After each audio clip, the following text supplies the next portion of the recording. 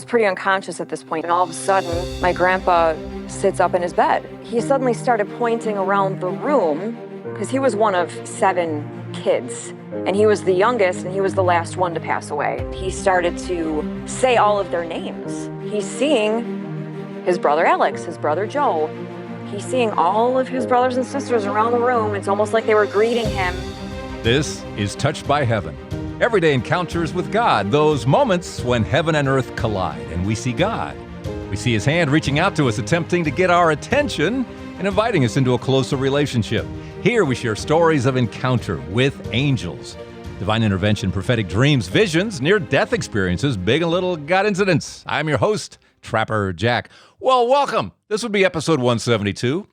And it's just a typical day for God. Just typical. What's he doing today? Well, typical, just shooting off the flare gun, trying to get our attention with little things like answering prayers, sending angels, healing the sick, divine interventions that save lives, et cetera, et cetera. Just typical stuff for God in the course of a day, reminding us that he is with us always. A couple of guests today. Kim and Shannon will share their stories of all of this and a lot more. We'll start with Kim.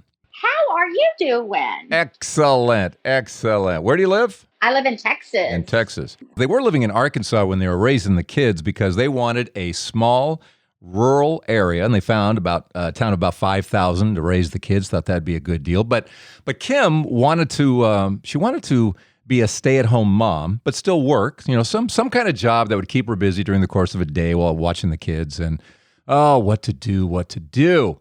I raised 18,000 chickens at a time and stayed home with my kids. Wow. Wow. Yeah. I raised, if you can follow this, I raised the chickens, like the thoroughbred chickens, that laid the eggs that hatched to become our food.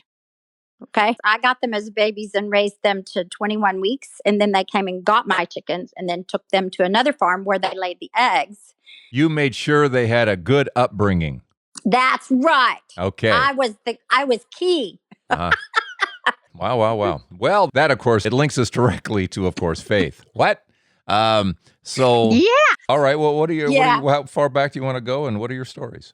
There was a physical thing that happened maybe 6 years ago. In Nashville, there was a two-way stop. So they put in a 4-way stop at where the 2-way stop used to be, right?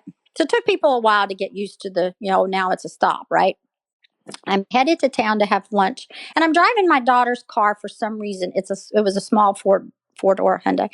And I stopped at the 4-way, and the car across from me stopped, and the car to the right of me stopped. And it was my turn to go, nothing coming. It was my turn to go. And I put my foot on the gas pedal, and Trapper, it was a physical pull backwards. So, like someone had reached from behind the seat and put their hands on my shoulder, one on each shoulder, and pulled me backwards. And it startled me so much because I'm in the car by myself. It startled me so much that I immediately slammed on my brake. I put my foot on my brake because it was so startled. And when I did that, a feed truck, which is a semi full of feed, never checked up, came off the top of that hill and went right in front, from the left to the right. I never saw it. And it was doing 55 miles an hour. And you're dead. I was in Paige's car. There would have been nothing there. And I just started to shake because had that not happened, that physical pullback, that startled me to slam on my brakes. There would have been nothing left. Kim, I've heard this story so many times at intersections where something, or I don't know why I didn't hit the gas, and then the truck goes flying by, or something, or I heard a voice and I was startled and I didn't hit the gas and the truck goes flying. So many times. It's amazing. And I still go through that intersection and I never not think about it. And I always take it to God, why did you save me? What do you want from me? What am I supposed to be doing? I always said it was to be Paige and Kaysen's mom, but they're 30 and 26 now. Don't really need mom as much anymore. Now what is my purpose, God loves chicken. Oh, done with that too. Oh yeah, you're So done with that too. what? How about you're just So not what? done? You're just look at what you're doing right now. You're just spreading joy, you're spreading God, you're spreading touched by heaven stories, you're spreading what God is still doing in the world today. You're filled with joy. Well, I try. It's a choice. You wake up every morning and you either go, you look out the window, or you look in the rearview mirror. So that's my choice every day. I choose to look out the window. But my stepdad, we loved each other. He'd say, "Slow down, little butterfly. Slow down, little butterfly." Because I was always doing 10 things at once and flipping from one thing to the other. But butterfly was his name for me. Well, he passed away maybe 9 years ago. So I'm walking across the yard of this house we had just bought. It was actually on my stepdad's birthday. And I looked down in the grass, and there was something sticking up, like a shiny piece of metal sticking up from the ground. And I'm like, what's that? So I reached down and dug it out with my fingers and pulled it up, and it was a leather bracelet with a metal butterfly on it. And I'm like, oh, of all things, it could have been. It could have been anything, but it was a bracelet with a butterfly. It was on my stepdad's birthday. And I'm like, okay, B, I see ya, you know. In terms of your faith, upbringing, and all that, what's your faith story? Well, I grew up in the church my whole life. I grew up in the Church of Christ, which is, you know, a little more. Let me just say that I grew up in the Church of Christ who colors within the lines. Okay. I might color out of the lines a bit, but that doesn't mean I am not a follower of God. I hear you. So, Everyone has their own flavor. There are many flavors. There are many flavors. Yes, Hopefully, there we are. all have the basics. God became man, lived, died, Yes. resurrected. Yes. Hopefully, we get that Right. part right. Okay. If we get that part right, if we colored a little bit out of the line on one of them. I don't even want to ask what you're coloring outside the line, but we'll probably find out along the way here. I don't know where that's going, but you follow the Bible best you can. Yes. Yes. Okay. As, All right. as very best I can. And I tell you, I raised my kids this way too, as far as I took it so seriously. I mean, when God gave me those kids, I was just like, oh my gosh, there's little pieces of clay. Am I going to be able to do it right? And I would go in a closet and cry over knowing what to do to reprimand that. I took that very seriously, and I take my faith that seriously too. And every time I go to color outside that line, I'm like, God, if this isn't of you, take it away, because I'm going down a path here. Make sure this is of you. Discernment is huge in faith. It's huge. Discernment is where I'm at. If I could say one word right now about where I am in my faith, discernment is it. I am the world the world is wacko right now, and people are crazy, and I know it is the evil spirit, and I don't want to go down that path. We're in a warfare here, and Joe Beam's book is on my nightstand right now.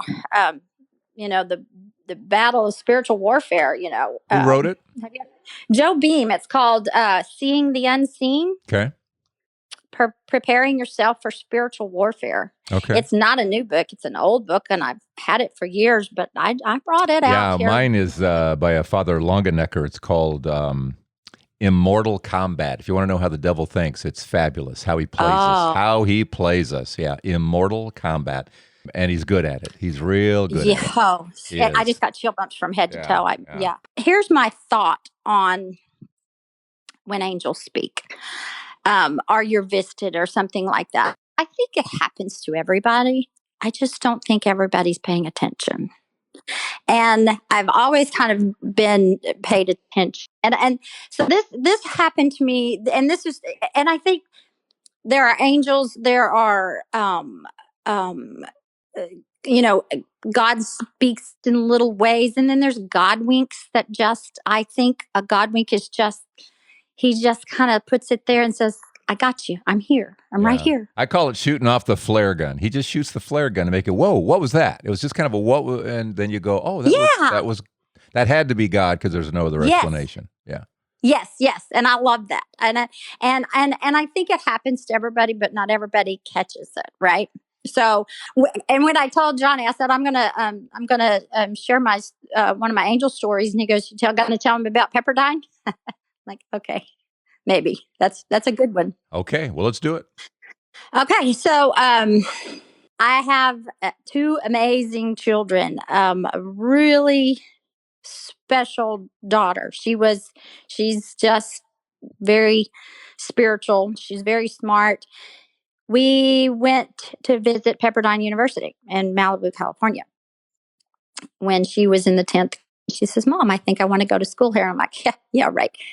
I'm talking a town with two stoplights, and she wants to go to Malibu, California. That's a big jump. That's a big step. And Paige and I, my daughter, were always very, very close. I mean, very close, best friend close, when she was growing up. So she told me everything. Something in particular in the studies there, or what? It was a Christian college. It was smaller. It just It's saying to her. Okay. It sang to her. I mean, she wanted a smaller school. She wanted a Christian school. Fast forward, they have it really designed well at Pepperdine. They take the parents one way and they take the kid one way. And for 4 days, you do this orientation and you don't see the kid very much. And then on the last day, you say goodbye and get on a plane and go home.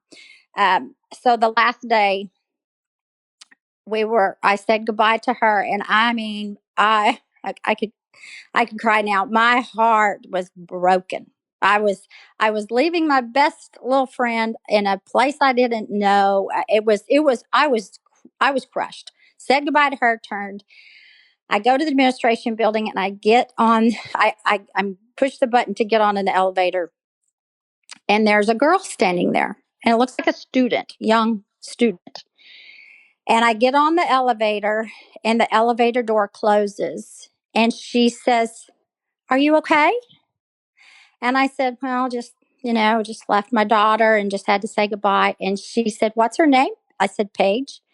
And she said, "What's your name?" And I said, "Kim." And she said, "Can I pray for you?" And I said, "Sure." I mean, I'm a basket case. And Trapper, as I think back on it, I was only going one floor on this elevator. This elevator the door never opened. It's like this, it froze in time. Everything froze in time. And this girl prayed for everything that was on my heart, and just prayed and prayed and prayed. And it was like she could see into what I was feeling, and prayed about the distance and prayed about everything that was on my heart. And I just all of a sudden became peaceful. I wasn't crying anymore. I was just peaceful. And I'm like, "Okay, okay." And I hugged her and I thanked her, and then the door comes open. And I walked, and I'm like, "Okay." And I didn't even realize that time had frozen in that moment. And so I walked out of the door and I turned around to say something back to her, and there's nobody there. Door was open, no place for her to go, and nobody is there. I love it. I love it. And I still get chill bumps and cry over this because you think that angels don't exist, and they do. I mean, God saw that in that moment that I needed some intervention, and he sent somebody. And so there's a little bit extra to the story that's kind of a funny version of it. And of course, I tell Paige the story, I've told Johnny what happened. And the president of Pepperdine University at the time was Andy Benton. He'd been there for many years. Precious man. He was at University Church there on campus. And funny little story, of all the people on campus, when Paige, a couple weeks into her time there at Pepperdine, she called and she said, "Yeah," she said, "at church they give the new students, a host family that kind of feeds them once a week and kind of takes care of them. They're kind of their parents away from home, kind of make them feel comfortable and all that. And I said, great. Do you like your family? She goes, it's Andy Benton, the president of the university. Oh my Okay. gosh. Okay. Wow. I'm telling you, there's so many serendipitous things along the path of this. So anyway, I'm on campus one time with I think it was at a Waves weekend, a parents weekend or something. And I see Andy and I said, one of these days when you have time, I have a story I want to tell you. And Andy Benton, in such Andy Benton fashion, just stepped backwards into the shade, folded his hands. He says, I'm listening. So I tell him the angel story because I knew that he would understand and he would get it. Anyway, fast forward to the next year, sophomore year of Paige, and she's at the new students orientation. And I get a text from her and she said, Mom, did you tell Andy the angel story? And I said, yeah, why? She says, because he's now telling the entire student body the angel story. That's a great story. Anyway, but that was, you know, how else do you explain something like that? You explained it exactly as it is. Sometimes the obvious is the obvious answer. I know as much as people try to bend their mind around to make that, well, right. Your peripheral was lacking. You didn't see the person shoot out toward, it's just like, no. How about I turned around and no one was there? No one was there. I just saw a recent reflection on this, and I think it's basically what we're supposed to do in this life. One is trust, and you do. Mm-hmm. You trust God. You feel led by, you don't just get a chicken ranch and, out of nowhere, the way you guys did without trusting your husband, that he somehow guided and it all worked. I get a sense that you trust, and to send your child off to Pepperdine and everything that happened, and trusting in an angel and all that. And when Kason, my son, was 4, the neighbors we had across the street were an elderly couple. So my son never knew that Granny and Papa were not his real Granny and Papa. Called him Granny and Papa. Well, when he was 4, Papa died. And we were at the funeral. Kason and I were up front, sitting up front, and the casket was up front, closed casket. And Kason, he's 4, so he kept turning around and looking in the back. And I said, Kason, turn around. So we're on the front row. Not a lot of people there. Not very many people, but, he kept turning around, looking in the back. I said, Kason, turn around. And finally he said, Mama, Papa's back there. And I said, no, buddy, Papa's gone. Papa has died. Papa's gone to heaven. He's not here anymore. And he looked at me so matter of fact, and he said, I know that, Mama, but Papa's back there. And I'm like, okay. So we got through the funeral, and I kept thinking about it. Well, who is here that he thinks is Papa? It's not like he doesn't know his own Papa, right? And so when the funeral was over, I was there. I mean, there was maybe, 20 people there. Wasn't very many people. There was nobody there that looked like Papa. There was nobody there that this child in his wildest imagination could have dreamed up was his Papa. Not where the coffin was, though. No, standing in the back. Interesting. In the doorway. Standing in the doorway in the back. The symbolism of standing in a doorway, too. There's something about that, too. There's something about that. Standing in the doorway of the funeral home. And I kept thinking, I just see somebody that looks like Papa. No, there was nobody there. Anyway, I don't know, Trevor. But anyway, there's your stories. I hope in some way they make your day. Well, they do. They do. Well, this has been awesome. What's our takeaway? What have you learned here? What have I learned here? I've learned, if I had to take away and tell anybody anything, just pay attention. Just pay attention. Because I would hate to have thought that because I wasn't listening, I missed the blessing of the angel on the elevator because I wasn't paying attention. And I wouldn't take anything for that experience. So pay attention. Good sound advice, Kim. He's there, just, going through his typical day of loving us. Thank you for your stories of divine intervention and angels, etc. More coming up here with Shannon, an amazing something she saw that was just incredible at the moment of her grandfather's passing, and other stories too. Prayers answered, and what's wrong with our prayers? Anything wrong with our prayers? Do you feel like you're praying the right way? Well, we get into all kinds of interesting things there with Shannon. Quick break, and just a quick thank you for sharing these episodes. That's a great way for others to find out about Touched by Heaven. We appreciate that. And also, I want to thank those of you helping us on Patreon. I was talking recently to our Patreon supporter, Carissa, and I asked her, I said, why are you supporting us? And Carissa gave me a very unique answer of why she supports us. Can we save that story for another day? Why? What are you trying to avoid, girl? What? No, I want it now. That you say something like that. I want it now. What happened? Yeah, I was supposed to do a pay it. You know how you do a pay it forward? Yeah. But, I was in the Starbucks and I was in the drive-thru and I was supposed to pay because I get that internal message, that voice, telling me, okay, you're going to do this, Carissa. You're going to pay for this. I go, no. I looked in the rear view. Oh, no, I'm not paying. He has a $70,000 or $80,000 SUV. No, I'm not. That's the absolute truth. And I thought, and I know better. I know better not to listen to that voice, but I ignored it. And then it came to me when I was listening, to your podcast, that this was the right thing to do, was to give to your venture. Isn't that funny? I'm like, I can't do it.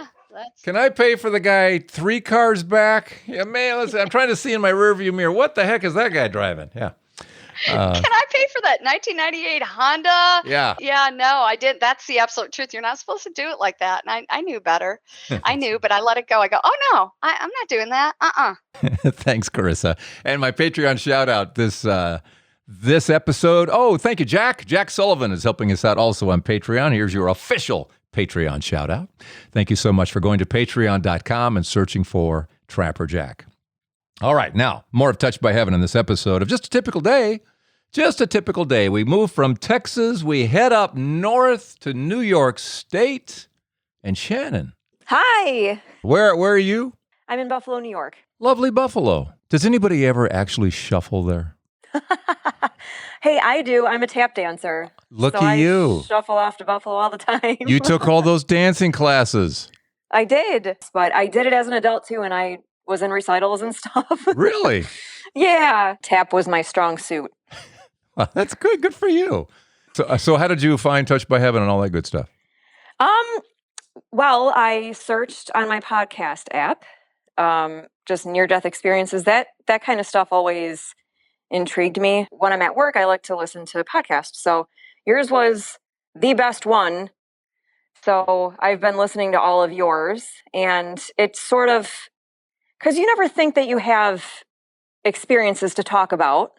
But as I was listening to these stories, I'm like, you know what? I think I do have some things.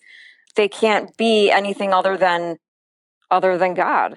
One of your podcasts I recently listened to talked about this, and I'm like, I'm going to touch on this in my story too. Whenever I'm trying to find something, which is often I can't find what I'm looking for, I always pray, for God's help.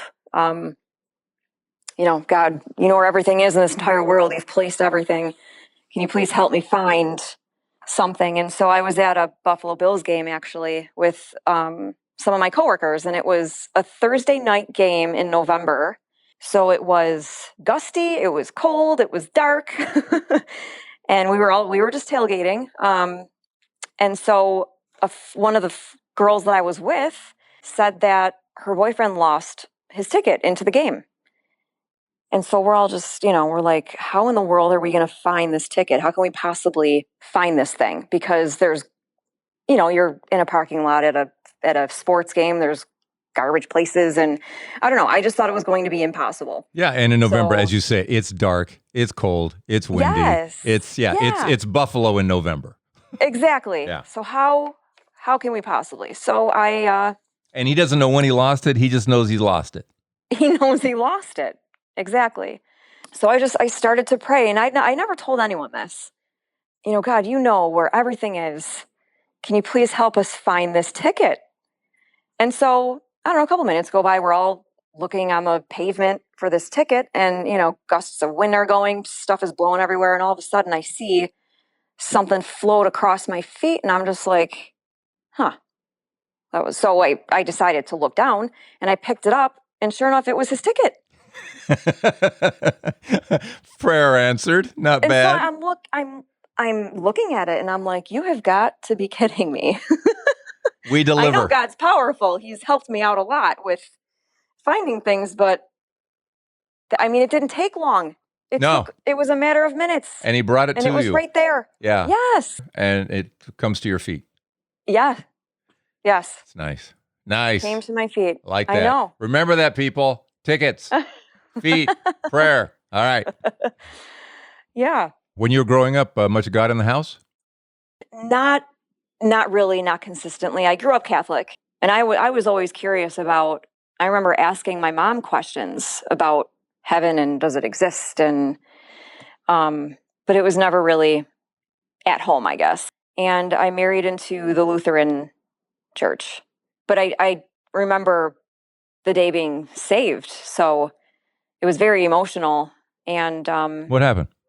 Well, I was talking to a really good friend. Her husband at the time was a pastor, but I remember being in my bedroom talking to him on the phone, and something just came over me in our conversation, and I just started to cry because I felt the love and the warmth of actually being saved. It was just a moment that it sort of came and gone, but I knew that's what was happening.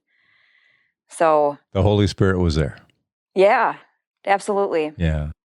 My husband's family, they're very, I don't want to say religious, but they're born again. So, it's very, very present on my husband's side of the family, which is great. So we incorporate it with my kids now, and we do little Bible studies and stuff. So that's been really helpful. But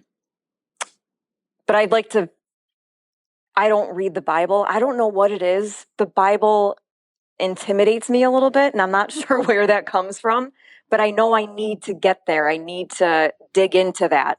I don't know if you've heard me suggest it, and although it's from a Catholic viewpoint, which is somewhat different from a Protestant viewpoint, but I would recommend Bible in a Year from Father Mike Schmitz. And the beauty of Father Mike is in his reflections. It isn't because I'm with you. You start reading some of the Bible and you go, "What is that?" And you want to check out.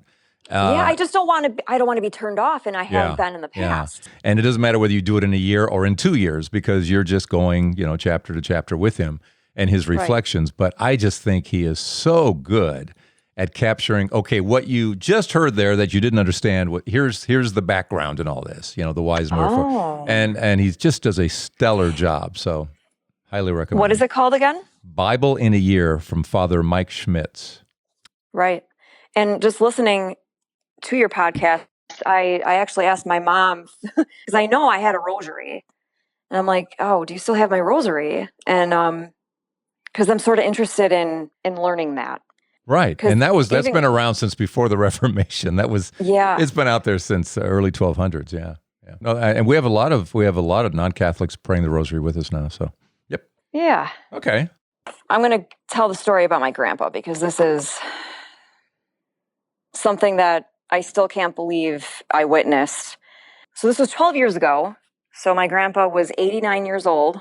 He lived on his own up until he was admitted into the hospital. He was just very independent.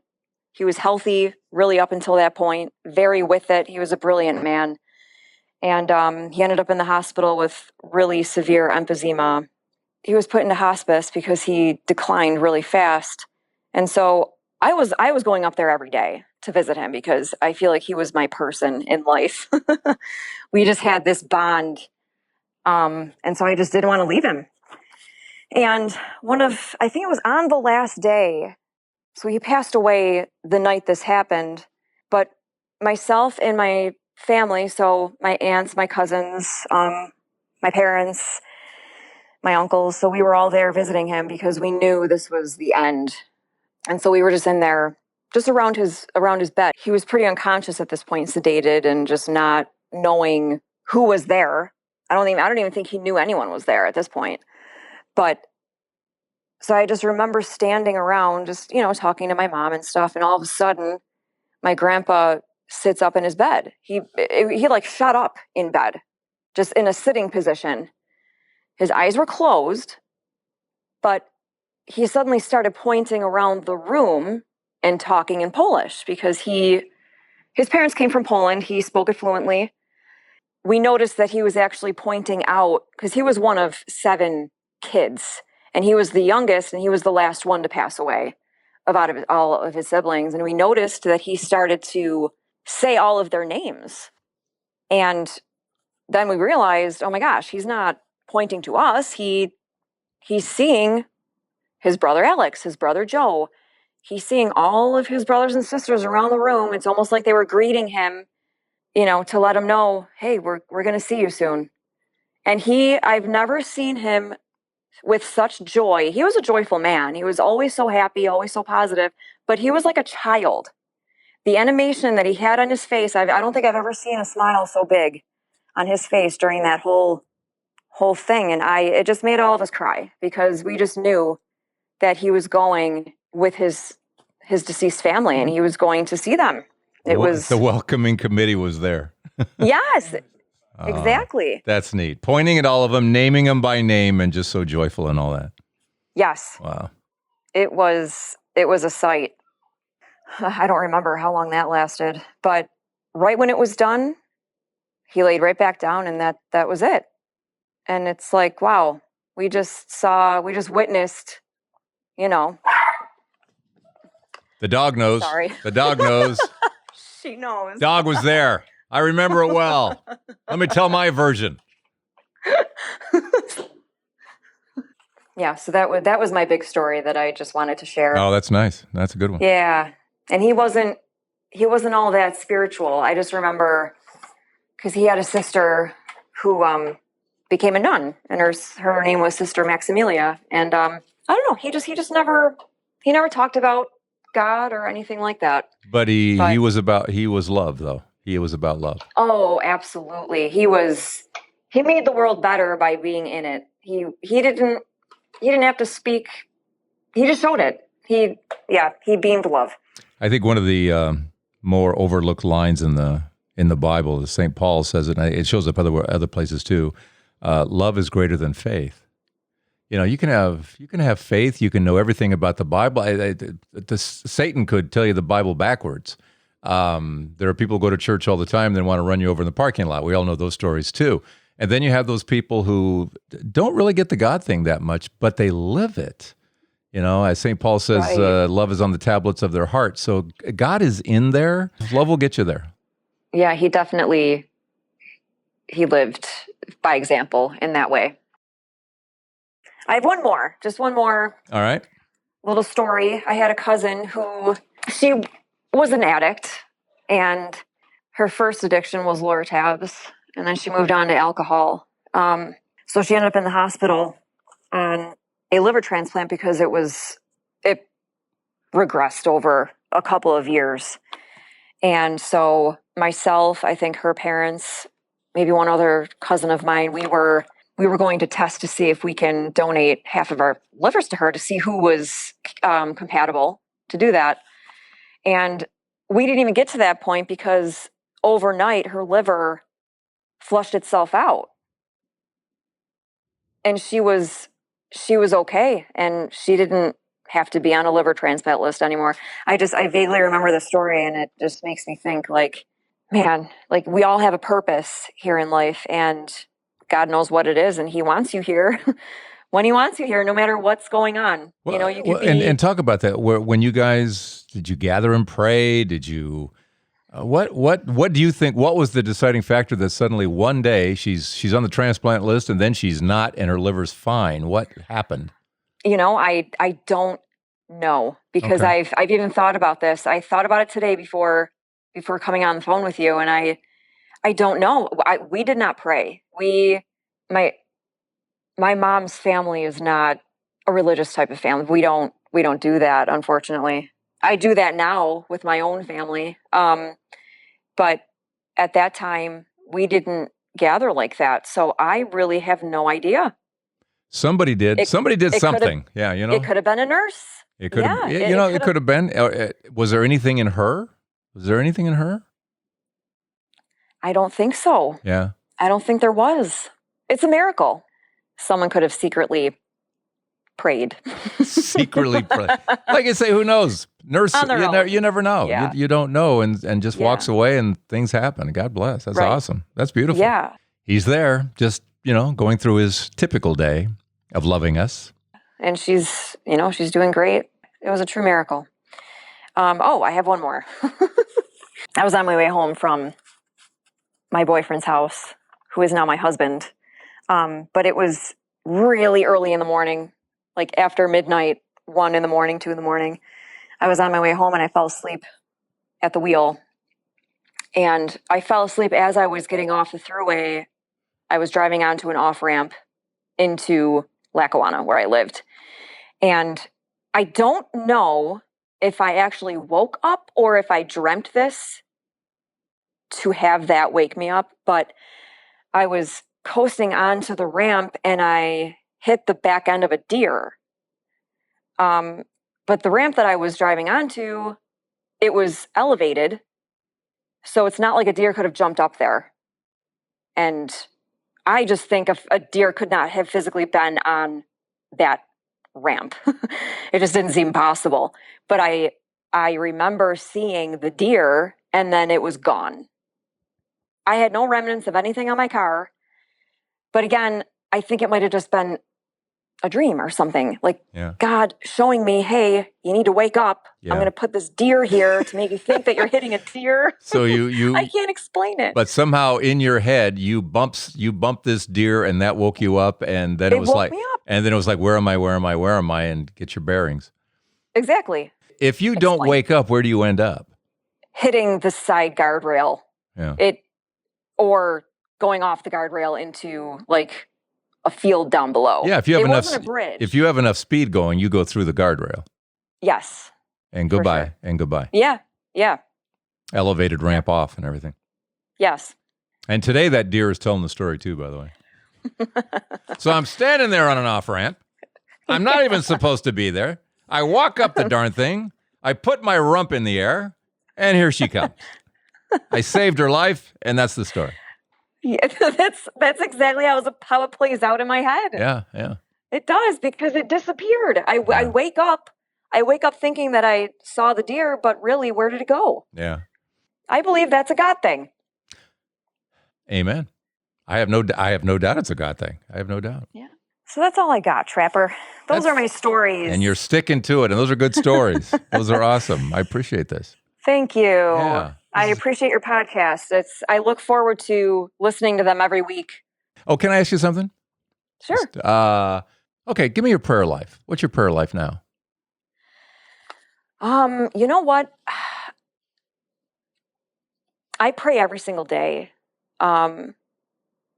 It's more of a conversation with God more than anything. I don't do the Our Fathers, Hail Marys anymore. I just straight talk to God.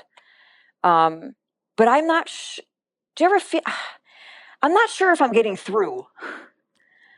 Why would you say that? Does that make sense? Why would you say that?